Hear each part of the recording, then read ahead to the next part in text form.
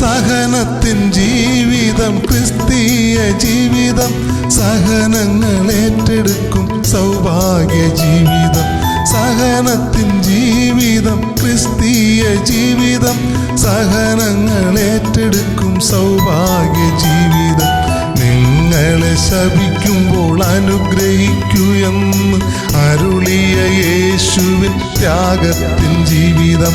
നിങ്ങളെ ശപിക്കുമ്പോൾ അനുഗ്രഹിക്കൂ എന്ന് അരുളിയ യേശുവിൻ ത്യാഗത്തിൻ ജീവിതം.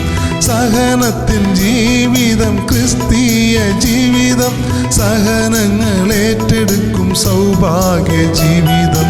ഹല്ലേലൂയാ ഹല്ലേലൂയാ, യേശുവേ യേശുവേ ഹല്ലേലൂയാ.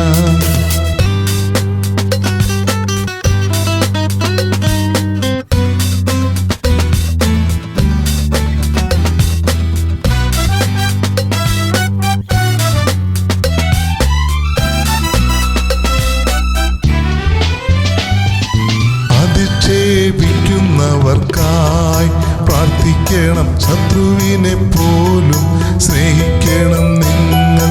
അധിക്ഷേപിക്കുന്നവർക്കായി പ്രാർത്ഥിക്കണം, ശത്രുവിനെ പോലും സ്നേഹിക്കണം നിങ്ങൾ. അപരൻ നിന്നെ എவ்விதം കരുതണം എന്നു നീ ആഗ്രഹിക്കുന്നുവെങ്കിൽ ആദ്യം നീയതു ചെയ്യണം, ആദ്യം നീയതു ചെയ്യണം. ഹല്ലേലൂയാ ഹല്ലേലൂയാ, യേശുവേ യേശുവേ ഹല്ലേലൂയാ.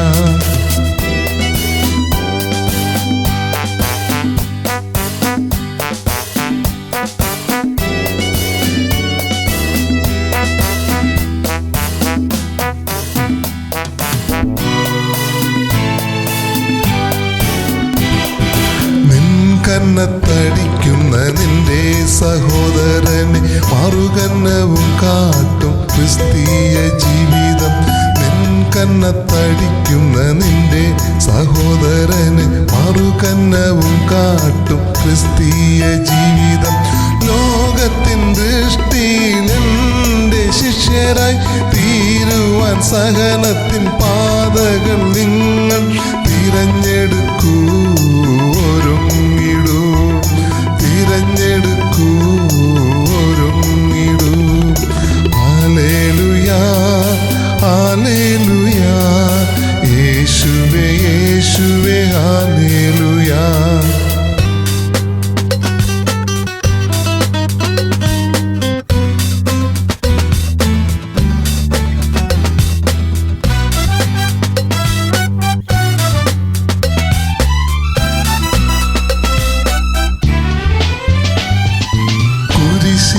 യാഗത്തിൻ വേദിയിൽ പോലുമ സർവം ക്ഷമിച്ചുള്ള യേശുവിൻ ജീവിതം. കുരിശിലെ യാഗത്തിൻ വേദിയിൽ പോലുമ സർവം ക്ഷമിച്ചുള്ള യേശുവിൻ ജീവിതം. സഹനവും സ്നേഹവും അപ്പസ്തോലന്മാർ അന്ത്യോക്യയിൽ കാണിച്ചപ്പോൾ അവരെന്നേക്കും ക്രിസ്ത്യാനികൾ എന്ന പേരിൽ അർഹരായില്ലേ, ക്രിസ്ത്യാനികൾ എന്ന പേരിൽ അർഹരായില്ലേ.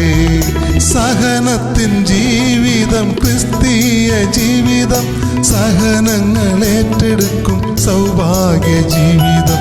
സഹനത്തിൻ ജീവിതം ക്രിസ്തീയ ജീവിതം, സഹനങ്ങൾ ഏറ്റെടുക്കും സൗഭാഗ്യ ജീവിതം. നിങ്ങളെ ശപിക്കുമ്പോൾ അനുഗ്രഹിക്കൂ എന്ന് അരുളിയ യേശുവിൻ ത്യാഗത്തിൻ ജീവിതം. നിങ്ങളെ ശപിക്കുമ്പോൾ അനുഗ്രഹിക്കൂ എന്ന് അരുളിയ യേശുവിൻ ത്യാഗത്തിൻ ജീവിതം. സഹനത്തിൻ ജീവിതം ക്രിസ്തീയ ജീവിതം, സഹനങ്ങൾ ഏറ്റെടുക്കും സൗഭാഗ്യ ജീവിതം. ഹല്ലേലൂയാ ഹല്ലേലൂയാ, യേശുവേ യേശുവേ ഹല്ലേലൂയാ. ഹല്ലേലൂയാ ഹല്ലേലൂയാ, യേശുവേ യേശുവേ ഹല്ലേലൂയാ.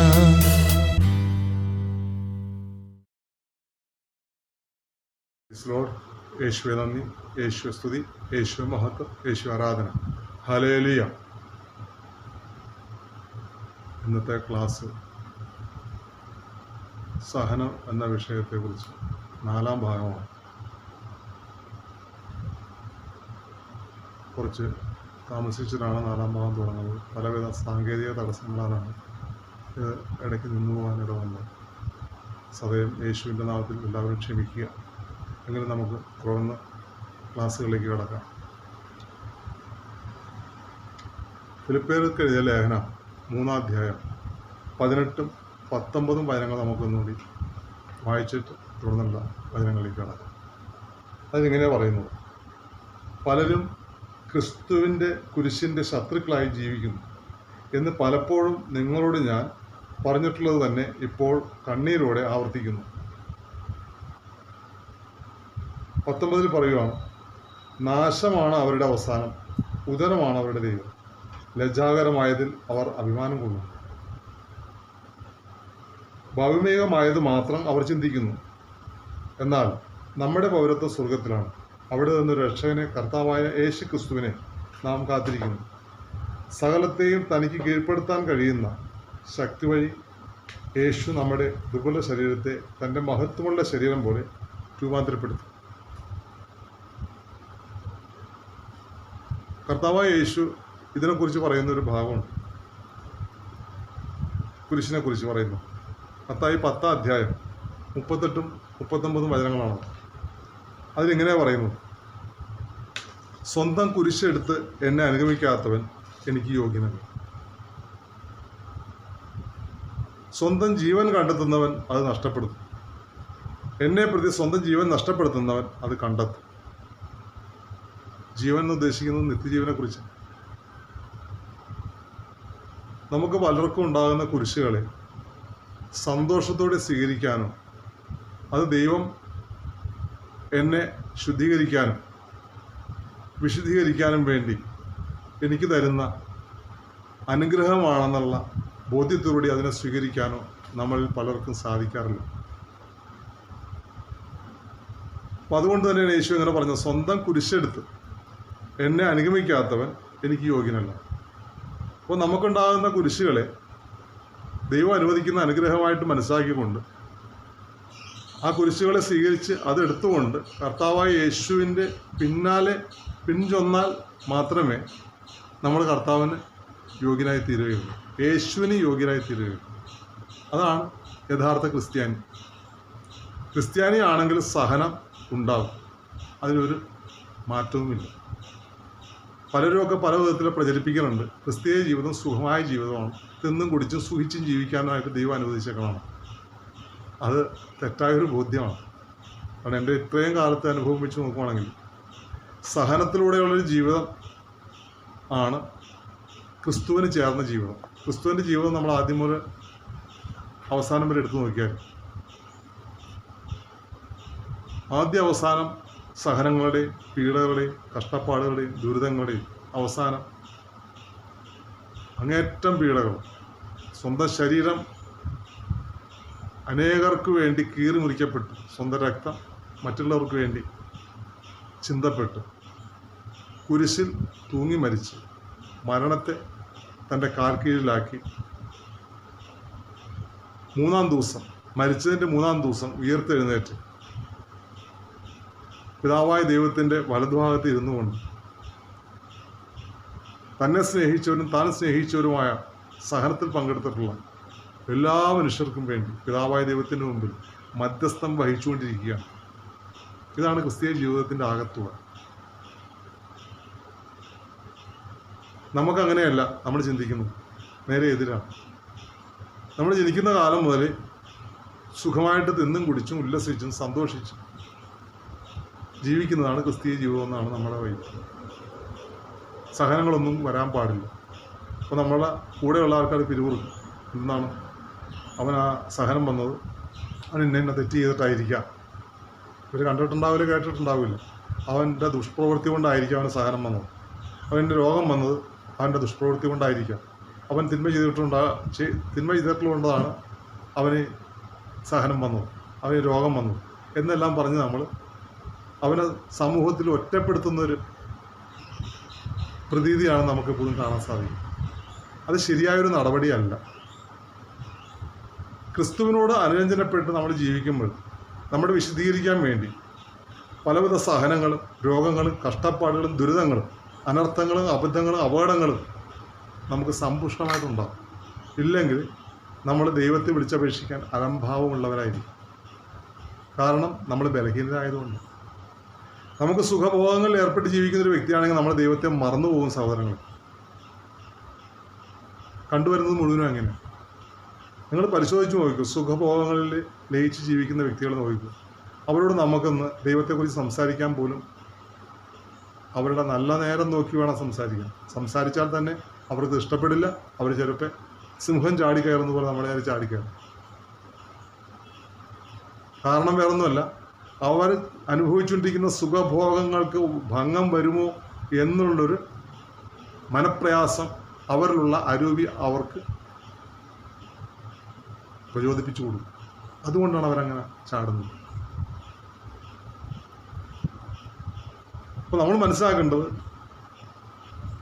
കുരിശ് അനുദിന ജീവിതത്തിൽ ഉണ്ടാകുന്ന കുരിശുകൾ ചിലപ്പോൾ നമുക്ക് മക്കളായിരിക്കാം കുരിശായിട്ട് വരുന്നത്, ജീവിത പങ്കാളിയായിരിക്കും കുരിശായിട്ട് വരുന്നത്, അയൽവാസികളായിരിക്കാം, ബന്ധുമിത്രാദികളായിരിക്കാം, നമ്മുടെ സുഹൃത്തുക്കളായിരിക്കാം, നമ്മുടെ സഭയിലുള്ളവരായിരിക്കാം, നമ്മുടെ വിജാതീയരായിട്ടുള്ള സഹോദരങ്ങളായിരിക്കും. ഇവരൊക്കെ കുരിശായിട്ട് നമുക്ക് വരും. ഇതെല്ലാം മിതത്വത്തോടെ വിവേകത്തോടുകൂടി കൈകാര്യം ചെയ്താൽ, മിതത്വവും വിവേകവും അതിനാവശ്യം, ജ്ഞാനവും ആവശ്യം, പരിശുദ്ധാത്മാവിൻ്റെ ദാനങ്ങളാണ് ഈ പറഞ്ഞാൽ. ഇതെല്ലാം മനസ്സിലാക്കി ശ്രദ്ധയോടുകൂടി അതിനെ കൈകാര്യം ചെയ്താൽ ദൈവോന്മുഖമായൊരു ജീവിതത്തിന് അത് നമുക്ക് വഴിവെക്കും. ക്രിസ്തീയ ജീവിതത്തിൻ്റെ പ്രാതിപടിയായിട്ട് അതിനെ നമുക്ക് മാറ്റാൻ സാധിക്കും. അല്ലെങ്കിൽ പലപ്പോഴും നമ്മൾ വീണുപോയാൽ നമ്മളെ ഉയർത്തിക്കൊണ്ടുവരാൻ ഭയങ്കര ബുദ്ധിമുട്ടാണ്. നമുക്ക് സാധിക്കില്ല. ഒരുപക്ഷെ ദൈവം അതിന് മനസ്സ് വെച്ചൊന്നും വരില്ല. കാരണം നമ്മൾ ദൈവത്തിൽ നിന്ന് അകന്നു പോകും. നമുക്ക് നിരാശ വരും. പിന്നെ നമ്മൾ നിയന്ത്രിക്കപ്പെടുന്നത് അന്തരീക്ഷ ശക്തികളുടെ അധീശനനുസരിച്ചായിരിക്കും. അനുസരണക്കേടായിട്ടായിരിക്കും നമ്മൾ പോകും. എഫേസ്യർക്ക് എഴുതിയ ലേഖനം 2-ാം അധ്യായത്തിൽ പറഞ്ഞിട്ടുള്ളത് പോലെ അനുസരണക്കേടിൻ്റെ അരൂപിയാകുന്ന അന്തരീക്ഷ ശക്തികളുടെ അധീശന് അനുരൂപപ്പെട്ട് ജീവിക്കുന്നവരായി നമ്മൾ മാറുമെന്ന് തന്നെയാണ് നമുക്ക് പറയുന്നത്. അപ്പം അങ്ങനെ നമ്മൾ ജീവിച്ചു കഴിഞ്ഞാൽ യേശുക്രിസ്തുവിനെ പോലെ അനുസരണയുള്ളവനായ ജീവിതം നയിച്ച മറ്റൊരു ക്രിസ്തുവായി മാറാൻ നമുക്കൊരിക്കലും സാധിക്കില്ല. ഒരു ക്രിസ്തു ശിഷ്യനായി തീരാൻ നമുക്ക് സാധിക്കില്ല. അനുദിന ജീവിതമാകുന്ന കുരിശെടുത്ത് ക്രിസ്തുവിനെ അനുഗമിക്കണമെങ്കിൽ ആദ്യം നമ്മളൊരു മിതത്വ മനോഭാവം ഉണ്ടാകണം. വിവേകം ആവശ്യം, ജ്ഞാനം ആവശ്യം. ഇതിനെല്ലാം വിശുദ്ധ വചന വായനയിലൂടെ അത് അനുസരിച്ച് ജീവിതത്തെ സ്ഫുടം ചെയ്യുന്നതനുസരിച്ച് നമുക്ക് ഈ പറഞ്ഞ വ്യത്യാസം നമ്മൾക്കുണ്ടാവും. അതുവഴി നമുക്ക് സ്വന്തം ജീവൻ കണ്ടെത്താൻ സാധിക്കുമെന്നാണ് വേദം പഠിപ്പിക്കുന്നത്. അപ്പോൾ നമ്മൾ മത്തായി സുവിശേഷം 10-ാം അധ്യായം 39 പറയുന്നതാണ്, സ്വന്തം ജീവൻ കണ്ടെത്തുന്നവൻ അത് നഷ്ടപ്പെടുത്തും. നമ്മൾ നമ്മുടെ ജീവൻ നിലനിർത്താനും അതുപോലെ ജീവൻ കണ്ടെത്താനും ഒക്കെ ശ്രമിക്കുന്നവരാണ്. ജീവൻ എങ്ങനെ നിലനിർത്തണം? എന്തിനാണ്? നമ്മുടെ ഉപജീവനത്തിന് വേണ്ടി, മറ്റ് കാര്യങ്ങൾക്കൊക്കെ വേണ്ടി, നമ്മുടെ സ്വാർത്ഥ മോഹങ്ങൾക്കൊക്കെ വേണ്ടി സ്വന്തം ജീവനെ നിലനിർത്താൻ ശ്രമിക്കും നമ്മൾ. ക്രിസ്തീയ സഹനത്തിന് വേണ്ടിയിട്ട് ജീവൻ വെടിയാൻ നമുക്ക് താല്പര്യമില്ല. അതുകൊണ്ടാണ് കർത്താവ് പറഞ്ഞത്, സ്വന്തം ജീവൻ കണ്ടെത്തുന്നവൻ അത് നഷ്ടപ്പെടുത്തും. എപ്പോഴും നമുക്ക് താല്പര്യം സ്വന്തം ജീവൻ നിലനിർത്താനും കണ്ടെത്തുവാനാണ് നമുക്ക് താല്പര്യം കാണിക്കുന്നത്. കർത്താവ് പറയുന്നതാണ്, പിന്നെ പറയുവാണ്, എന്നെ പ്രതി സ്വന്തം ജീവൻ നഷ്ടപ്പെടുത്തുന്നവൻ അത് കണ്ടെത്തുന്നു. കർത്താവായ യേശുവിനെ പ്രതി അവിടെ നിന്ന് പറഞ്ഞിട്ടുള്ള വചനങ്ങളനുസരിച്ച് ജീവിക്കുമ്പോൾ നമുക്കൊരു പക്ഷേ സ്വന്തം ജീവൻ നഷ്ടപ്പെടാൻ സാധ്യതയുണ്ട്. ആ സാധ്യത കർത്താവ് പറയുവാണ്, അവൻ നിത്യജീവനിലേക്ക് അച്ചാരം കണ്ടെത്തണം. അച്ചാരമാണ് അവൻ. സ്വന്തം ജീവൻ നമ്മൾ കർത്താവിന് വേണ്ടി ബലിയർപ്പിക്കാൻ തയ്യാറായാൽ നിത്യജീവനിലേക്കുള്ള അച്ചാരം നമ്മൾ കൊടുത്തു കഴിഞ്ഞു. പിതാവായ ദൈവത്തോടൊപ്പമുള്ള ജീവിതത്തിലുള്ള ആദ്യത്തെ ഒരു പാസ്പോർട്ട് എന്ന് വേണമെങ്കിൽ പറയാം. അതായത് കർത്താവായ യേശു പറയുന്നുണ്ട്, യോഹന്നാന്റെ വിശേഷം 6:27, നിങ്ങൾ നശ്വരമായ അപ്പത്തിന് വേണ്ടി അധ്വാനിക്കാതെ മനുഷ്യപുത്രൻ തരുന്ന നിത്യജീവൻ്റെ അപ്പമാകുന്ന അനശ്വരമായ അപ്പത്തിന് വേണ്ടി അധ്വാനിക്കും. ഈ പറഞ്ഞ പോലെ നമ്മൾ ആരെങ്കിലും ചെയ്യാറുണ്ട്? ഒരു ദിവസത്തിൽ 1 മണിക്കൂറെങ്കിലും നമ്മൾ അനശ്വരമായ അപ്പമാകുന്ന വചനത്തിന് വേണ്ടി അധ്വാനിക്കാറുണ്ടോ എന്ന് പരിശോധിച്ച് പോകും. നമ്മൾ അന്നു വേണ്ട അപ്പത്തിന് വേണ്ടിയിട്ടല്ല അധ്വാനിക്കുന്നത്, നശ്വരമായ അപ്പത്തിന് വേണ്ടിയിട്ടല്ല നമ്മൾ കൂടുതൽ അധ്വാനിക്കുന്നത്. ഒരു മണിക്കൂർ, ഒരു ദിവസത്തിൽ 24 മണിക്കൂറുള്ളതിൽ നമ്മൾ 16 മണിക്കൂറും 8 മണിക്കൂർ ഉറങ്ങിക്കോട്ടെ, 16 മണിക്കൂറിൽ 1 മണിക്കൂറെങ്കിലും നിത്യജീവൻ്റെ അപ്പമാകുന്ന അനശ്വരമായ അപ്പത്തിന് വേണ്ടി, അതായത് ദൈവവചനത്തിന് വേണ്ടി 1 മണിക്കൂറെങ്കിലും നമ്മൾ ആരെങ്കിലും അധ്വാനിക്കാറുണ്ടോ? അതിനുവേണ്ടി സഹനങ്ങൾ നൽകാറുണ്ടോ? സഹിക്കാൻ തയ്യാറാകാറുണ്ടോ? ഒന്ന് ആലോചിച്ച് നോക്കുന്നതല്ല. ക്രിസ്ത്യാനികളാണെന്നുള്ള പള്ളിക്കണക്കിൽ പേരുണ്ടായതുകൊണ്ട്, മറ്റുള്ളവരെ കാണിക്കാൻ വേണ്ടിയിട്ട് ഭക്താഭ്യാസങ്ങൾ കാണിക്കുന്നതുകൊണ്ടോ ഒരിക്കലും നമ്മൾ ക്രിസ്ത്യാനികളാകില്ല സഹോദരങ്ങൾ. നമ്മുടെ ദൈവത്തെ ബോധിപ്പിച്ചുകൊണ്ട് സഹിക്കാനും ക്ഷമിക്കാനും സ്നേഹിക്കാനും പറ്റാത്തൊരു ഹൃദയത്തിനുടമയാണ് നമ്മളെങ്കിൽ ഒരിക്കലും ഒരു ക്രിസ്ത്യാനിയായി ജീവിക്കുന്നതിൽ യാതൊരുവിധ അർത്ഥവുമില്ല. മുൻ പറഞ്ഞതുപോലെ സഹിക്കാനും ക്ഷമിക്കാനും സ്നേഹിക്കാനും കഴിവ് തരാൻ വേണ്ടി ദൈവത്തോട് പ്രാർത്ഥിച്ച് അതനുസരിച്ച് ജീവിച്ച്, ദൈവവചനം അനുസരിച്ച് ജീവിച്ച് മറ്റുള്ളവർക്ക് മാതൃകയായിട്ട് ജീവിക്കുമ്പോഴാണ് നമ്മുടെ യഥാർത്ഥ ക്രിസ്ത്യാനിയെ ക്രിസ്തു ശിഷ്യനായിട്ട് മാറുന്നത്. അതുവഴി നമ്മൾ നിത്യജീവൻ കണ്ടെത്തുമെന്നാണ് കർത്താവ് പറഞ്ഞത്. അതാണ് പറഞ്ഞത്, നമ്മുടെ ചിലപ്പോൾ സ്വന്തം ജീവൻ നശിപ്പിക്കേണ്ടതായിട്ട് വരും. നശിപ്പിക്കാന്ന് വെച്ചാൽ നഷ്ടപ്പെടുത്തേണ്ടതായിട്ട് വരും. നശിപ്പിക്കുക എന്നുള്ള അർത്ഥം വേറെ, ആത്മഹത്യ എന്നാണ് അർത്ഥം. നശിപ്പിക്കുക എന്നുള്ള ആ അർത്ഥത്തിലല്ല ഞാൻ ഉദ്ദേശിച്ചത്. നഷ്ടപ്പെടുത്തേണ്ടതായിട്ട് വരും, ചിലപ്പോൾ ജീവൻ പോലും നഷ്ടപ്പെടുത്തേണ്ടതായിട്ട് വരും. ഈ ലോക സുഖജീവിതം നയിക്കുന്നവരോട് നമ്മൾ അനുരൂപപ്പെടാതെ വരുമ്പോൾ പലരും നമ്മളെ പരിഹസിച്ചെന്ന് വരും, കളിയാക്കിയെന്ന് വരും, നമ്മളെ ഒറ്റപ്പെടുത്തിയെന്ന് വരും, നമ്മളെ വിമർശിച്ചെന്ന് വരും, നമ്മളൊരു പക്ഷേ ചീത്ത പറഞ്ഞെന്ന് വരും. കാരണം നമ്മൾ അവരോടൊപ്പം അനുരൂപപ്പെടാത്തത് കൊണ്ട്, അവർ ലോകത്തിൻ്റെതായതുകൊണ്ട്, ലോകത്തിൻ്റെതായ വഴികൾക്ക് നമ്മൾ വഴിപ്പെടാതെ വരുമ്പോൾ തീർച്ചയായിട്ടും അവർ നമ്മളെ എതിർക്കും, നമ്മളെ ചീത്ത പറയും, നമ്മുടെ പലതരത്തിലുള്ള മോശമായ രീതിയിൽ നമ്മൾ ചിത്രീകരിക്കും മറ്റുള്ളവരുടെ മുമ്പിൽ. എല്ലാ തരത്തിലും നമ്മൾ തരം താഴ്ത്താതെ ശ്രമിക്കും. ഇല്ലാത്ത കാര്യങ്ങൾ പോലും നമ്മളെക്കുറിച്ച് അവർ പറഞ്ഞു നടക്കും. അതുകൊണ്ടാണ് കർത്താവായ യേശു പറയുന്നത്, കാരണം കൂടാതെ അവർ എന്നെ വെറുത്തുന്നു. യോഹന്നാന്റെ സുവിശേഷത്തിൽ പറഞ്ഞിട്ടുണ്ട് യേശു. യാതൊരു കാരണവും കൂടാതെ കർത്താവായ യേശുവിനെ വെറുത്തു. കർത്താവ് എന്ത് തെറ്റ് ചെയ്തിട്ടാണ് കർത്താവിനെ വെറുത്തു വന്നിട്ടുണ്ടായിരുന്ന? യഹൂദന്മാരും ജനപ്രമാണികളും പുരോഹിതന്മാരൊക്കെ കർത്താവിനെ വെറുത്തത്. അതുകൊണ്ട് സങ്കീർത്തനം 35:19 പറഞ്ഞിട്ടുള്ളതുപോലെ കാരണം കൂടാതെ അവരെന്നെ വെറുക്കണം. കാരണമൊന്നും വേണമെന്നില്ല വെറുക്കാനായിട്ട്. ഒരു കാരണമില്ലാണ്ട് വെറുക്കും. കാരണം എന്താ? നമ്മുടെ ദൈവത്തിൻ്റെ വചനമനുസരിച്ച് ജീവിക്കുന്നത്, അതാണ് കാരണം. അവർ ഈ ലോകത്തിന് അനുരൂപമായിട്ട് ജീവിക്കുന്നത്, അതുകൊണ്ട് അങ്ങനെയുള്ളവർ നമ്മളെ വെറുക്കുന്നു. അതാണ് അവിടെ നടക്കുന്ന സംഭവം. അപ്പോൾ സഹന ജീവിതം നയിക്കുക എന്നുള്ളത് ദൈവത്തിൻ്റെ വചനമനുസരിച്ച് ജീവിക്കുന്നതാണ്. ദൈവത്തിൻ്റെ വചനമനുസരിച്ച് ജീവിക്കുന്ന ഒരു വ്യക്തി സഹനത്തിൻ്റെ വഴിയിലൂടെ മുന്നോട്ട് പോകാൻ പറ്റുള്ളൂ. ധാരാളം കുറവുകൾ, സഹനങ്ങൾ, ബുദ്ധിമുട്ടുകൾ, കഷ്ടപ്പാടുകൾ, അനർത്ഥങ്ങൾ, അബദ്ധങ്ങൾ, അപകടങ്ങളെല്ലാം അവർക്കുണ്ടാവും. പക്ഷെ ഇതെല്ലാം ക്രിസ്തുവിനെ പ്രതി സഹിച്ചുകൊണ്ട് മുന്നോട്ട് പോയാൽ നമ്മൾ നിത്യജീവൻ കണ്ടെത്തുന്നത് എന്നാണ് കർത്താവായ യേശു നമ്മളെ പഠിപ്പിക്കുന്നത്. തുടർന്ന് നമുക്ക് ഹെബ്രായർക്കെതിരെ ലേഖനം 10:36 പറയുന്നത് നമുക്കൊന്ന് ശ്രദ്ധിക്കും. ദൈവത്തിൻ്റെ ഇഷ്ടം നിറവേറ്റി ദൈവത്തിൻ്റെ വാഗ്ദാനം പ്രാപിക്കാൻ നിങ്ങൾക്ക് സഹനശക്തി ആവശ്യമായിരിക്കുന്നു. നമ്മൾ ഈ പറഞ്ഞ കാര്യങ്ങൾ എന്താണ്? നിത്യജീവനാകുന്ന വാഗ്ദാനം. കർത്താവ് പറഞ്ഞിട്ടുണ്ട്, നിങ്ങൾ എൻ്റെ വചനങ്ങളും കൽപ്പനകളും അനുസരിച്ച് ജീവിച്ചാൽ നിങ്ങൾക്ക് നിത്യജീവനിൽ പ്രവേശിക്കാം. അത് യോഹന്നാൻ 17:3. ഏകസത്യദൈവമായ ഇവിടത്തെയും അവിടെ നയിച്ച പുത്രനായ യേശുവിനെ അറിയുക എന്നുള്ളതാണ് നിത്യജീവൻ. ഈ ദൈവമായ ഏകസത്യമായ പിതാവിനെയും പുത്രനായ യേശുവിനെ അറിയുക എന്നുള്ളത് ഏറ്റവും സഹനമുള്ള കാര്യമാണ്. ഒരു സാധാരണ ഒരു മനുഷ്യനെ സംബന്ധിച്ച് വളരെയേറെ സഹിക്കേണ്ടത്, ക്ഷമിക്കേണ്ടത്, അതുപോലെ സ്നേഹിക്കേണ്ടതായിട്ടും വരും. ശത്രുക്കളെ പോലും സ്നേഹിക്കേണ്ടതായിട്ട് വരും. കർത്താവ് യേശു പഠിപ്പിക്കുന്നുണ്ട്. മത്തായി സുവിശേഷം 5:43 വായനത്തിൽ ശത്രുക്കളെ സ്നേഹിക്കുമെന്നും നിങ്ങൾ അധിക്ഷേപിക്കുന്നവർക്ക് വേണ്ടി പ്രാർത്ഥിക്കുമെന്നും നിങ്ങളെ ശപിക്കുന്നവരെ അനുഗ്രഹിക്കുമെന്നും. ഇതെല്ലാം ഒരു സഹനജീവിതം നയിക്കുന്ന ക്രിസ്തു ശിഷ്യനായ ക്രിസ്ത്യാനിക്ക് വേണ്ടതായ യോഗ്യതകളാണ് കർത്താവ് പറഞ്ഞത്. അപ്പോൾ അത്തരത്തിലുള്ള ജീവിതം നയിക്കുമ്പോൾ കർത്താവ് പറയുകയാണ്, ദൈവത്തിൻ്റെ ഇഷ്ടം നിറവേറ്റി, ഇതെല്ലാം ദൈവത്തിൻ്റെ ഇഷ്ടങ്ങളാണ്. അവിടുത്തെ വാഗ്ദാനം പ്രാപിക്കാൻ നിങ്ങൾക്ക് സഹനശക്തി ആവശ്യമാണ്. ഈ പറഞ്ഞുള്ള കാര്യങ്ങളെല്ലാം ചെയ്യാൻ നമുക്ക് സഹനശക്തി ആവശ്യമാണ്. ആദ്യം പറഞ്ഞ ദൈവത്തിൻ്റെ ഇഷ്ടം നിറവേറ്റുകയാണ്. എന്താ ദൈവത്തിൻ്റെ ഇഷ്ടം? യോഹന്നാന്റെ സുവിശേഷം 6:29. പിതാവ് അയച്ചവനിൽ വിശ്വസിക്കുക. പിതാവായ ദൈവം അയച്ചവനിൽ, യേശുവിൽ വിശ്വസിക്കുക. യേശുവിൽ വിശ്വസിക്കുക എന്ന് പറഞ്ഞാൽ സ്നേഹം. യേശുവിൻ്റെ മറ്റൊരു ഭാഗമാണ് സഹനം, ക്ഷമ, ത്യാഗം. സഹിക്കുക, ക്ഷമിക്കുക, സ്നേഹിക്കുക. യേശുവിൻ്റെ 3 രൂപങ്ങളാണ്: ക്ഷമയും സഹനവും സ്നേഹവും. ഇത് നമ്മളിൽ ഉണ്ടെങ്കിൽ മാത്രമേ നമ്മൾ പിതാവായ ദൈവത്തിൻ്റെ ഇഷ്ടം നിറവേറ്റുന്നവരായിട്ട് മാറുള്ളൂ. അവിടെ നിന്ന് അയച്ചതിൽ വിശ്വസിക്കുന്നവരായിട്ട് മാറുകയുള്ളൂ. അതുവഴി എന്താ നമുക്ക് കിട്ടുന്നത്? അവിടുത്തെ വാഗ്ദാനം പ്രാപിക്കാൻ നിങ്ങൾക്ക് സഹനശക്തി ആവശ്യമുണ്ട്. അപ്പോൾ ദൈവമായ കർത്താവ് പറഞ്ഞിട്ടുള്ള വാഗ്ദാനങ്ങളെല്ലാം നമുക്ക് പ്രാപിക്കണമെങ്കിൽ അവിടെ നിന്ന് അയച്ച പുത്രനായ യേശുവിൽ വിശ്വസിച്ച് അതനുസരിച്ച് സഹിച്ച് ക്ഷമിച്ച് സ്നേഹിച്ച് നിത്യജീവനാകുന്ന വാഗ്ദാനത്തിൽ എത്തിച്ചേരാൻ സാധിക്കും. അതാണ് എബ്രായർക്കെഴുതിയ ലേഖനം 10:36 പറയുന്നു.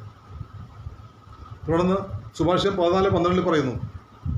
നമുക്ക് പലർക്കും പറ്റുന്നതായ അബദ്ധമാണ് അതിനകത്ത് പറയുന്നത്. ശരിയെന്ന് തോന്നുന്ന വഴി ചിലപ്പോൾ മരണത്തിലേക്കായിരിക്കും നയിക്കുന്നതാണ്. നമുക്ക് പലർക്കും, ക്രിസ്ത്യാനികളായിട്ട് ജീവിക്കുന്ന നമുക്ക് പലർക്കും ശരിയെന്ന് തോന്നുന്ന വഴി മരണത്തിലേക്ക്, നിത്യ മരണത്തിലേക്കായിരിക്കും നയിക്കുന്നത്. നമുക്ക് പലതും ശരിയായിട്ടുണ്ട്. ചില ആൾക്കാർ മദ്യം കഴിക്കുന്ന ആൾക്കാരുണ്ട്, മദ്യപാനത്തെ ന്യായീകരിക്കുന്ന വ്യക്തികളുണ്ട്. അല്പം കുടിച്ചുകൊണ്ടൊന്നും കുഴപ്പമൊന്നുമില്ലെന്ന്, അതിൽ പെരുന്നാൾ അവസരങ്ങളിൽ അല്പം കുടിച്ചുകൊണ്ടൊന്നും കുഴപ്പമില്ല എന്ന് പറയുന്നു.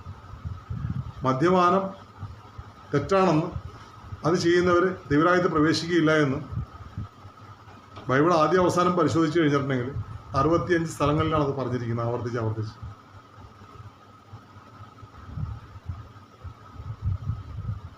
മദ്യപാനി ദൈവരാജ്യം അവകാശമാക്കില്ലെന്ന് തന്നെ പൗലോസ്യ ഗലാത്യർക്കെഴുതിയ ലേഖനം 5-ാം 19 വായിക്കുമ്പോൾ 19, 20, 21 ഭാഗങ്ങളിലേക്ക് വായിക്കുമ്പോൾ അതിനകത്ത് പറയുന്നുണ്ട്. ഒരു ലിസ്റ്റ് ഉണ്ട് അതിനകത്ത്. 15 തരം തിന്മകളുടെ പേരാണ് അതിനകത്തുള്ളത്. അതിനകത്ത് പറയുന്നുണ്ട് മദ്യപാനിയെക്കുറിച്ച്. മദ്യപാനിയും ദൈവരാജ്യം അവകാശമാക്കില്ല. ദൈവരാജ്യം എന്ന് വെച്ചിട്ടുണ്ടെങ്കിൽ എന്താ? യേശുവിനോട് കൂടിയുള്ള ജീവിതം. ദൈവരാജ്യം യേശു ക്രിസ്തുവാണ്. യേശുവിനോട് കൂടിയുള്ള ജീവിതം നയിക്കാൻ അവർക്ക് സാധിക്കില്ലെന്ന് തന്നെ പറഞ്ഞിരിക്കുന്നു, പൗലോസ്യ പറഞ്ഞിരിക്കുന്നു. അപ്പം നമ്മളത് മനസ്സിലാക്കി നമുക്ക് ശരിയാണെന്ന് തോന്നുന്ന വഴിയാണത്. പെരുന്നാളിനൊക്കെ സന്തോഷിക്കാൻ വേണ്ടി അല്പം കഴിക്കണമെന്ന്, നമ്മൾ സൂഹിക്കാൻ വേണ്ടിയിട്ടാണെന്ന് ക്രിസ്തീയ ജീവിതം നയിക്കുന്നതെന്ന് എന്നൊക്കെ പറഞ്ഞ് തരുന്ന ആൾക്കാരുണ്ട്. അവരുടെ വാക്ക് കേട്ടല്ല നമ്മൾ പോകേണ്ടത്. ദൈവവചനമനുസരിച്ചാണ് നമ്മൾ ജീവിക്കേണ്ടത്. ദൈവം എന്ത് പറയുന്നു അതനുസരിച്ച് ജീവിക്കുക. മറ്റുള്ള നമ്മൾ പറയുന്ന ശ്രേഷ്ഠന്മാരായിട്ട് കരുതുന്ന ആൾക്കാരുണ്ട്. അവരൊക്കെ അവരുടെ സ്വാർത്ഥതയ്ക്ക് വേണ്ടിയിട്ടാണ് അവരങ്ങനെ ഓരോരോ കാര്യങ്ങൾ നമ്മൾ പറഞ്ഞ് തെറ്റിദ്ധരിപ്പിക്കുകയാണ്. വചനത്തെ വളച്ചൊടിക്കുകയാണ്. എന്തിനു വേണ്ടിയിട്ടാണ്? അവരുടെ സ്വാർത്ഥത നിലനിർത്താൻ വേണ്ടി പറയുന്നുണ്ട്. പൗലോസ്യ പറയുന്നുണ്ട്, വചനത്തിൽ മായം ചേർത്ത് കച്ചവടം ചെയ്യുന്ന ചിലരുണ്ടോ. പക്ഷെ അങ്ങനെ ചെയ്യാൻ പാടുന്നവർക്ക് അറിഞ്ഞുകൂടാ. അങ്ങനെ ചെയ്യുന്നവർക്ക് ഉള്ള ശിക്ഷ എന്താണെന്ന് അതിനകത്ത് പറയുന്നുണ്ട്. വെളിപാടിൻ്റെ പുസ്തകം 22-ാം അധ്യായം 18 പറയുന്നുണ്ട്. ഈ ദൈവവചനത്തിൽ പറഞ്ഞിട്ടുള്ളതായ മാരകമായ വ്യാധികളും ദുർഭൂതങ്ങളും അവരെ ഗ്രസിച്ച് കളയുന്നു. അപ്പോൾ ഇപ്പോൾ എനിക്കൊന്നും ബുദ്ധിമുട്ടൊന്നും ഇല്ല. ദൈവത്തിൻ്റെ കോപം സാവകാശമേ വരുള്ളൂ. പ്രഭാഷകൻ്റെ പുസ്തകം 5-ാം അധ്യായം 1 മുതൽ 6 വരെ ഒന്ന് വായിച്ചു. അതിനകത്ത് പറയുന്നു ഏതാണെന്ന് ഞാൻ പറയുന്നത്. അപ്പോൾ നിങ്ങൾ വായിക്കുമല്ലോ. അങ്ങനെ 1 മുതൽ 6 വരെയുള്ള കാര്യങ്ങൾ ഈ പാപത്തെക്കുറിച്ച് അതിനകത്ത് പറയുന്നു.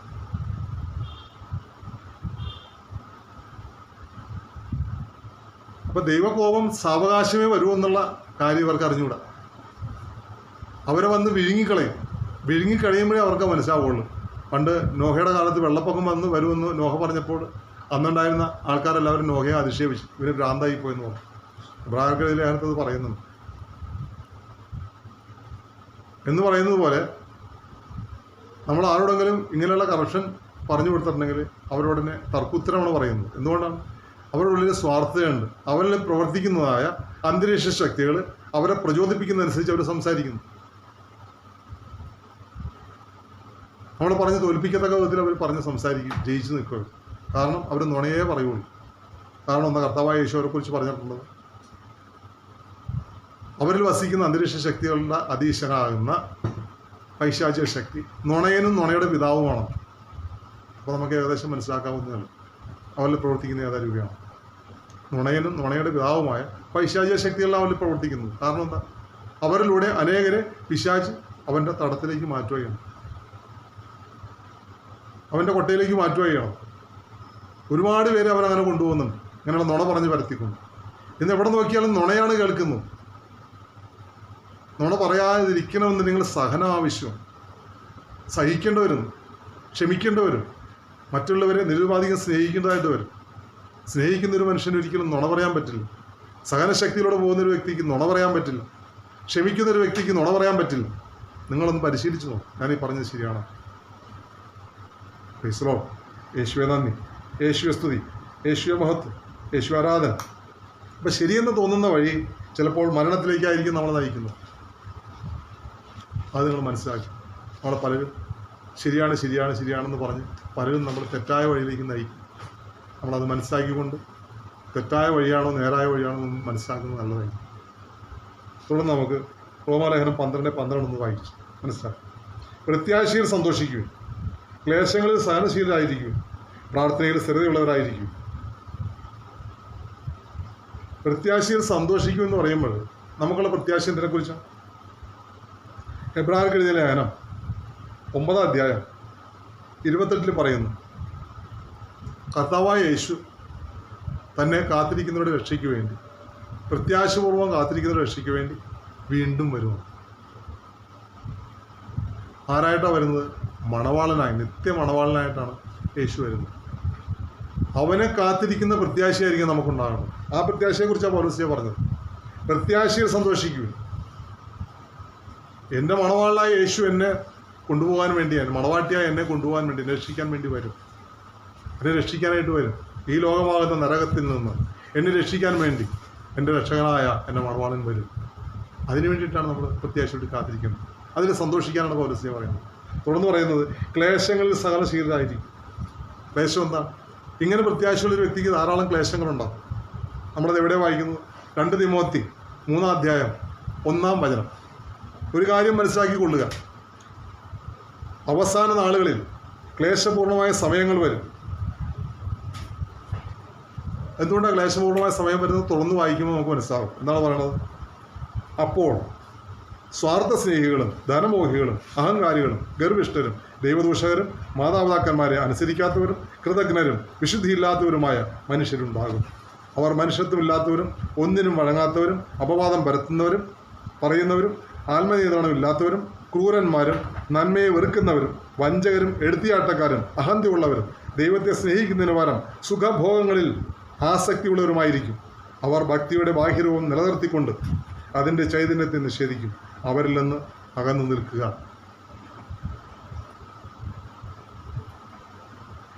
ഏകദേശം സഹനം എന്താണെന്ന് ഇപ്പം ഏകദേശം പിടികിട്ടിക്കണം. ഇങ്ങനെയുള്ളവരുമായിട്ട് കൂട്ടുകൂടാൻ പോയാൽ സഹനമൊന്നും ഉണ്ടാവില്ല. നമ്മൾ ഈ ലോകത്തിൽ അനുരൂപരായിട്ട് ജീവിച്ച് അവരുടെ കള്ളുപിടിച്ച് കൂത്താടി സുഖഭോഗങ്ങളിൽ ഏർപ്പെട്ട് നമുക്ക് ജീവിക്കാൻ പറ്റും. പക്ഷെ അതുകൊണ്ട് ഒരിക്കലും നമുക്ക് നിത്യതയിൽ പ്രവേശിക്കാൻ സാധിക്കില്ല. അത് നമ്മൾ മനസ്സിലാക്കുക. പിന്നെ പറയുന്നതാണ് പ്രാർത്ഥനയിൽ സ്ഥിരതയുള്ളവരായിരിക്കുമെന്ന്. റോമാലേഖനം 12:12 പറയുകയാണ്, പ്രാർത്ഥനയിൽ സ്ഥിരതയുള്ളവരായിരിക്കും. കർത്താവായ യേശു ലൂക്കാസ് വിശേഷം 18-ാം അധ്യായം 1 പറയുന്നു, ഭഗ്നാശരാകാതെ ഇടപെടാതെ പ്രാർത്ഥിച്ചുകൊണ്ടിരിക്കും.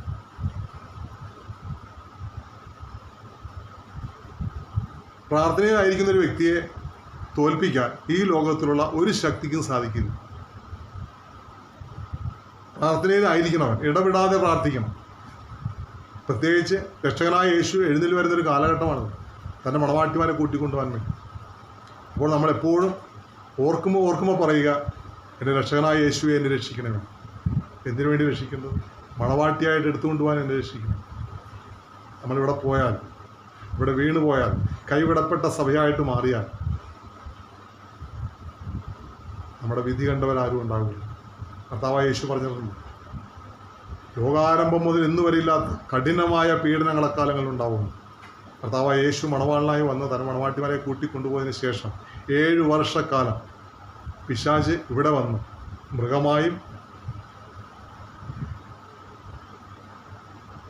കൂടാതെ പൈശാചിക ശക്തിയായും പിശാചായിട്ടും പിന്നെ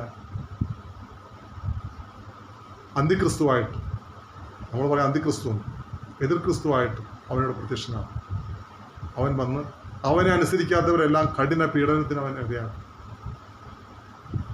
അവനനുസരിച്ച് ജീവിച്ചാൽ കുഴപ്പമൊന്നുമില്ല, പക്ഷെ അവസാനം ഭയങ്കര കഷ്ടമായിരിക്കും. അതുകൊണ്ട് നമ്മൾ ഇടപെടാതെ പ്രാർത്ഥിച്ചുകൊണ്ടിരിക്കുക. യേശുവെ നന്ദി, യേശുവെ സ്തുതി, യേശുവെ മഹത്വം, യേശു ആരാധന. ഹല്ലേലൂയ. എബ്രായർക്ക് എഴുതിയ ലേഖനം 11 അധ്യായം 24 മുതൽ 27 വചനങ്ങൾ നമുക്കൊന്ന് വായിക്കാം. മോശ വളർന്നു വന്നപ്പോൾ ഫറവോയുടെ മകളുടെ മകൻ എന്ന് വിളിക്കപ്പെടുന്നത് വിശ്വാസം മൂലം മോശ നിഷേധിച്ചു. പാപത്തിൻ്റെ നൈമിഷിക സുഖങ്ങൾ ആസ്വദിക്കുന്നതിനേക്കാൾ ദൈവജനത്തിൻ്റെ കഷ്ടപ്പാടുകളിൽ പങ്കുചേരുന്നതിനാണ് മോശ ഇഷ്ടപ്പെട്ടത്. ക്രിസ്തുവിനെ പ്രതി സഹിക്കുന്ന നിന്ദനങ്ങൾ ഈജിപ്തിലെ നിധികളേക്കാൾ വിലയേറിയ സമ്പത്തായി മോശ കരുതി. തനിക്ക് ലഭിക്കാനിരുന്ന പ്രതിഫലത്തിലാണ് മോശ ദൃഷ്ടി പതിച്ചത്. രാജകോപം ഭയപ്പെടാതെ വിശ്വാസത്താൽ ഈജിപ്ത് വിട്ട് അദൃശ്യനായവനെ ദർശിച്ചാലെന്ന പോലെ മോശ സഹിച്ചു നിന്നു. മോശയുടെ സഹനത്തെക്കുറിച്ച് നമ്മൾ വായിച്ചു കേട്ടു. നമ്മൾ ഈ കാലയളവിൽ അനുവർത്തിക്കേണ്ടത് ഇതുപോലെ തന്നെ. എന്താ കേട്ടത്? മോശ വളർന്നു വന്നപ്പോൾ ഫറവോയുടെ മകളുടെ മകൻ എന്ന് വിളിക്കപ്പെടുന്നത് വിശ്വാസം മൂലം മോശ നിഷേധിച്ചു. നമ്മളതുപോലെ ചെയ്യണം. നമ്മൾ ഈ ലോകത്തിൻ്റെതായ പ്രഭുവായ പൈശാചിക ശക്തികളുടെ ആവാസ കേന്ദ്രത്തിലാണ് നമ്മൾ വാഴുന്നത്. 1 യോഹന്നാൻ 5 അധ്യായം 19 വചനത്തിൽ പറയുന്നു, ലോകം മുഴുവനും ദുഷ്ടൻ്റെ കരവലയത്തിലാണ്. ദുഷ്ടൻ്റെ കരവലയത്തിലായിരിക്കുന്ന ഈ ലോകത്തിൽ കൂടി ജീവിക്കുമ്പോൾ ഫറവോ ജീവിച്ചിരുന്ന, മോശ ജീവിച്ചിരുന്ന ഫറവോയുടെ ഈജിപ്തിൻ്റെ അവസ്ഥയാണ് നമുക്കിപ്പോൾ ഉള്ളത്. പക്ഷേ നമ്മൾ വിശ്വാസം മൂലം മോശ ഫറവോയുടെ മകളുടെ മകൻ എന്ന് വിളിക്കപ്പെടുന്നതിനേക്കാൾ വിശ്വാസം മൂലം ദൈവത്തെ വിശ്വസിക്കുന്ന ഒരു വ്യക്തിയായി ജീവിക്കണമെന്ന് ആഗ്രഹിച്ചു. നമ്മൾ ജീവിക്കുന്നത് അങ്ങനെ. ഈ ലോകത്തിൻ്റെ അരൂപിയാകുന്ന സാത്താന് കീഴ്വഴങ്ങാതെ ദൈവത്തിൻ്റെ കൂടെ കർത്താവായ യേശുവിനോട് ചേർന്ന് നിന്നുകൊണ്ട് പൈശാചിക ശക്തികൾ ദൂരെ അകറ്റിക്കൊണ്ട് നിത്യജീവന് വേണ്ടി ജീവിക്കുന്ന ഒരു വ്യക്തിയായി മാറാൻ തയ്യാറാക്കണം. അതാണ് മോശ ചെയ്തത്. വിശ്വാസം മൂലം, ദൈവത്തോടുള്ള വിശ്വാസം മൂലം അങ്ങനെയാണ് നമ്മൾ ജീവിക്കേണ്ടത്. മോശ ജീവിച്ചതുപോലെ ജീവിക്കണം. തുടർന്ന് പറയുവാണ്, പാപത്തിൻ്റെ നൈമിഷിക സുഖങ്ങൾ ആസ്വദിക്കുന്നതിനേക്കാൾ ദൈവജനത്തിൻ്റെ കഷ്ടപ്പാടുകളിൽ പങ്കുചേരുന്നതിനാണ് മോശ ഇഷ്ടപ്പെട്ടത്. അന്ന് അവിടെ ഉണ്ടായിരുന്ന, ഈജിപ്തിലുണ്ടായിരുന്ന ഇസ്രായേൽ ജനത്തിൻ്റെ കഷ്ടപ്പാടുകളും ബുദ്ധിമുട്ടുകളും കണ്ട് അവൻ ഈജിപ്തിലുള്ളതായ സുഖഭോഗങ്ങളെല്ലാം ഉപേക്ഷിച്ച് അവരുടെ കഷ്ടപ്പാടുകളിൽ മോശ പങ്കെടുത്തു. അവരുടെ ദൈനംദിന ജീവിതത്തിലുണ്ടാകുന്ന അടിമവേലകളിൽ ഇളച്ചു കൊടുക്കാൻ പറ്റുന്നിടത്തോളം എല്ലാ സഹായങ്ങളും മോശ എബ്രായർക്ക് ചെയ്തു കൊടുത്തിരുന്നു. അത് നമുക്ക് പഴയ നിയമം വായിച്ചാൽ അറിയാൻ സാധിക്കുന്നത്. തുടർന്ന് വായിക്കുന്നത് കേൾക്കാം. ക്രിസ്തുവിനെ പ്രതി സഹിക്കുന്ന നിന്ദനങ്ങൾ ഈജിപ്തിലെ നിധികളേക്കാൾ വിലയേറിയ സമ്പത്തായി മോശ കരുതി. കാരണം എന്താണ്? തനിക്ക് ലഭിക്കാനിരുന്ന പ്രതിഫലത്തിലാണ് മോശ ദൃഷ്ടി പതിച്ചത്. എന്താണ് തനിക്ക് ലഭിക്കാനിരിക്കുന്ന പ്രതിഫലം? ക്രിസ്തു ശിഷ്യന്മാരായ പത്രോസിനും യോഹന്നാനും യാക്കോവിനും ദൈവമായ കർത്താവായ യേശു രൂപാന്തരത്തിലൂടെ ദർശനം നൽകുന്നുണ്ട്. കർത്താവായ യേശുവിനോടൊപ്പം തന്നെ രൂപാന്തരം പ്രാപിച്ച മറ്റു 2 വ്യക്തികളെ കൂടി അവർക്ക് കാണാനിടവന്നു. ഒന്ന് മോശയും ഒന്ന് ഏലിയും. കാരണം എന്താണ് മോശയെ കർത്താവ് അവിടെ കാണിക്കാൻ കാരണമെന്ന്? ഈ പറഞ്ഞതാണ് അവിടെ സംഭവം ഉണ്ടായത്. ഈജിപ്തിലെ വലിയ സന്തോഷത്തോട് താതാത്മ്യപ്പെടാതെ അതിനോട് എപ്പോഴും അകന്ന് ജീവിച്ച് ഇസ്രായേൽ മക്കളുടെ കഷ്ടപ്പാടുകളിലും ദൈവത്തിൻ്റെ ഹിതമനുസരിച്ചും ദൈവത്തിൻ്റെ വചനത്തിനനുസരിച്ച് ജീവിച്ചുകൊണ്ട് ഈജിപ്തിലുള്ള ഇസ്രായേൽ മക്കൾക്ക് വേണ്ടി കഷ്ടപ്പെടാനും അവരെ കനാൻ ദേശത്തേക്ക് കൊണ്ടുപോകാൻ വേണ്ടിയിട്ട് പരിശ്രമിക്കുന്ന കാര്യങ്ങൾ വ്യാപൃതനായതുകൊണ്ട് കർത്താവായ ദൈവം 40 വർഷക്കാലമല്ല, ഏതാണ്ട് 80 വർഷക്കാലം മോശ കഷ്ടപ്പെട്ടതിനുള്ള പ്രതിഫലമാണ് എന്ന് നൽകിയത്. കർത്താവായ യേശു രൂപാന്തരം പ്രാപിച്ചപ്പോൾ ദൈവമായ യേശുവിൻ്റെ ഇടത്തും വലത്തും നിൽക്കാനുള്ള ഭാഗ്യം പിതാവായ ദൈവം മോശയ്ക്ക് ഇടയാക്കുന്നത്. മോശയെ പോലെ സഹിച്ച മറ്റൊരു വ്യക്തിയാണ് ഏലി. നമുക്കത് രാജാക്കന്മാരുടെ പുസ്തകം വായിച്ചറിയാൻ പറ്റും. സഹനങ്ങൾ അനുഭവിക്കുന്ന വ്യക്തികൾക്ക് ദൈവം നിത്യതയുടെ സൗഭാഗ്യം നൽകുമെന്നുള്ളതിനുള്ള ഉത്തമ ബോധ്യം നമുക്ക് തരാൻ വേണ്ടിയിട്ടാണ് രൂപാന്തരപ്പെട്ടപ്പോൾ കർത്താവായ യേശു മോശയ്ക്കും ഏലിയായ്ക്കും കൊടുത്തതായ മഹത്വമേറിയ തൻ്റെ കൂട്ടായ്മ, തന്നോടൊപ്പമുള്ള കൂട്ടായ്മ ഈ ലോകത്തിലുള്ള പത്രോസിനെയും യാക്കോബിനെയും യോഹന്നാനെയും വെളിപ്പെടുത്തി കൊടുക്കും. ഈ ലോകത്തിലുള്ളവർക്ക് നമ്മളെക്കുറിച്ചും ദൈവം വെളിപ്പെടുത്തി കൊടുക്കണമെന്നുണ്ടെങ്കിൽ ഈ ലോകത്തിൽ ദൈവം തരുന്നതായ സഹനങ്ങളും കഷ്ടപ്പാടുകളും ദുരിതങ്ങളും നമ്മൾ സഹിക്കാൻ തയ്യാറായ നമ്മളെക്കുറിച്ചും കർത്താവായ യേശു മറ്റുള്ളവരുടെ മുമ്പിൽ ദൈവത്തിൻ്റെ മഹത്വത്തിനൊപ്പം നിൽക്കുന്നതായിട്ട് അവർക്ക് കാണിച്ചു കൊടുക്കുന്നുണ്ട്. ഞാൻ പറഞ്ഞത് മനസ്സിലായെന്ന് വിശ്വസിക്കുന്നു. ദൈവത്തോട് പ്രാർത്ഥിക്കുക, അപ്പോൾ ദൈവം വെളിപ്പെടുത്തി തരും. Praise the Lord. തുടർന്ന് മോശയെക്കുറിച്ച് പറയുന്നത്, രാജകോപം ഭയപ്പെടാതെ വിശ്വാസത്താൽ ഈജിപ്ത് വിട്ട് അദൃശ്യനായവനെ ദർശിച്ചാൽ എന്ന പോലെ മോശ സഹിച്ചു നിന്നു. എത്രയോ കാലം മോശ സഹിച്ചു നിന്നു.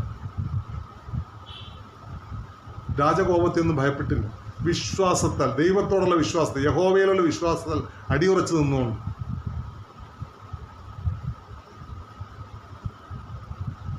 ഈജിപ്ത് വിട്ടുപോയി ദൈവത്തെ നേർക്ക് നേര് കണ്ട് ദൈവത്തിൻ്റെ ആഹ്വാനപ്രകാരം അഹ്റോൻ്റെ സഹായത്തോടുകൂടി ഈജിപ്തിൽ വന്ന് ഫറവോയ്ക്ക് കൊടുക്കേണ്ടതായ എല്ലാവിധ താക്കീതുകളും കൊടുത്ത് 10 മഹാമാരികളെ ഈ ലോകത്തിലേക്ക് അയക്കാൻ ദൈവം മോശ വഴി ഫറവോയ്ക്ക് ഇടവരുത്തി അവിടെ നിന്ന് ഇസ്രായേൽ ജനത്തെ മോചിപ്പിച്ച് 40 വർഷം കൊണ്ട് അവരെ കാനാൻ ദേശത്ത് എത്തിക്കാനായിട്ട് മോശയ്ക്ക് ഇടവരുത്തി. അതെന്തുകൊണ്ടാണ്? അദൃശ്യനായവനെ ദർശിച്ചാൽ എന്നപോലെ ഇതെല്ലാം സഹിക്കാനുള്ള സന്മനസ്സുണ്ടായിരുന്നുകൊണ്ട്.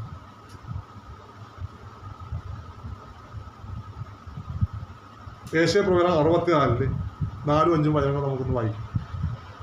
തന്നെ കാത്തിരിക്കുന്നവർക്ക് വേണ്ടി അധ്വാനിക്കുന്ന അവിടത്തെ അല്ലാതെ ആരും മറ്റൊരു ദൈവത്തെപ്പറ്റി കേൾക്കുകയോ മറ്റൊരു ദൈവത്തെ കാണുകയോ ചെയ്തിട്ടില്ല. അങ്ങയുടെ പാതയിൽ അങ്ങയെ സ്മരിച്ചുകൊണ്ട് സന്തോഷത്തോടെ നീതി പ്രവർത്തിക്കുന്നവരെ അങ്ങ് സ്വീകരിക്കും.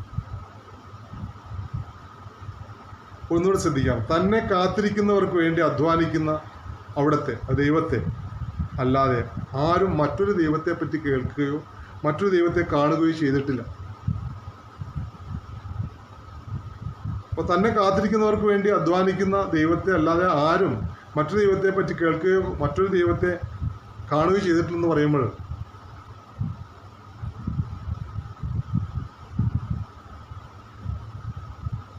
കർത്താവിന് വേണ്ടി കഷ്ടപ്പെടുന്നവർക്ക് ദൈവിക ദർശനങ്ങളുണ്ടാവും. മോശയ്ക്ക് അതുപോലെ ദൈവത്തിന് വേണ്ടി കഷ്ടപ്പെടാൻ തയ്യാറായി കഴിഞ്ഞപ്പോഴും മോശയ്ക്ക് പല പ്രാവശ്യം ദൈവം കാണപ്പെട്ട് ദൈവം മോശയോട് സംസാരിച്ചു.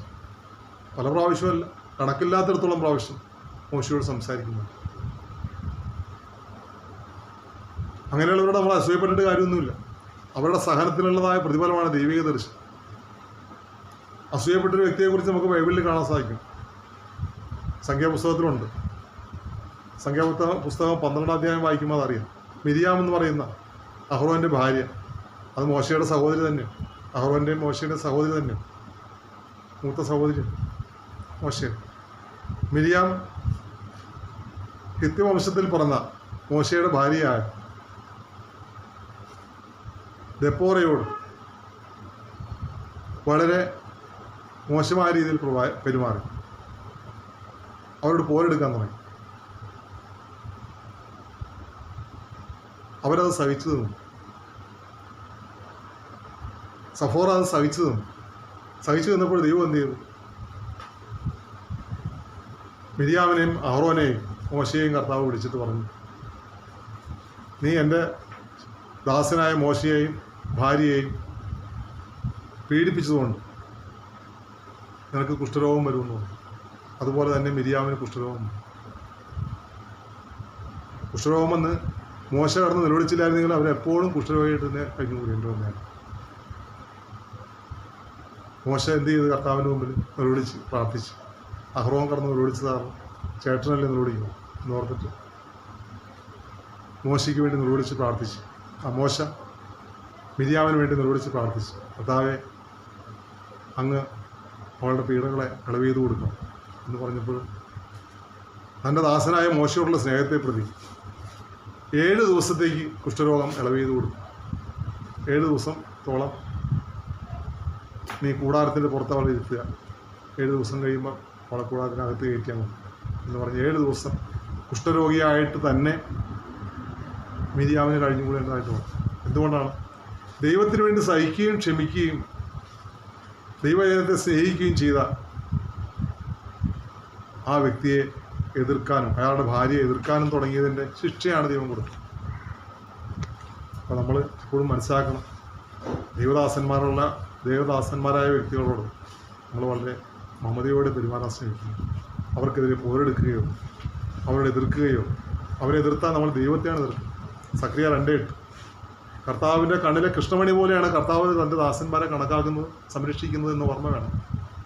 അവരെ എതിർക്കാൻ നമ്മൾ ഒരിക്കലും ഇടകൊടുക്കരുത്.